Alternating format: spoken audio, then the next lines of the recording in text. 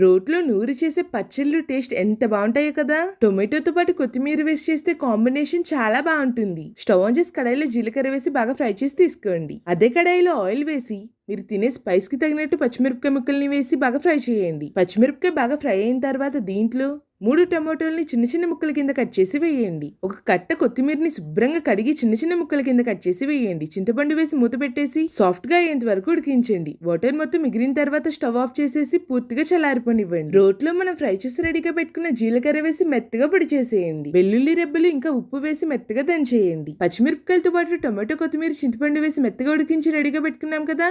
పూర్తిగా చల్లారిన తర్వాత రోట్లో వేసి మెత్తగా దంచేయండి. ఈ టొమాటో కొత్తిమీర రోటి పచ్చడికి సింపుల్ గా తాలింపు వేస్తే ఫ్లేవర్ చాలా బాగుంటుంది. స్టవ్ ఆన్ చేసి కడాయిలో ఆయిల్, ఇంగువ, కరివేపాకు, ఎండుమిరపకాయలను వేసి బాగా ఫ్రై చేసి పచ్చళ్ళకి వేసేయండి.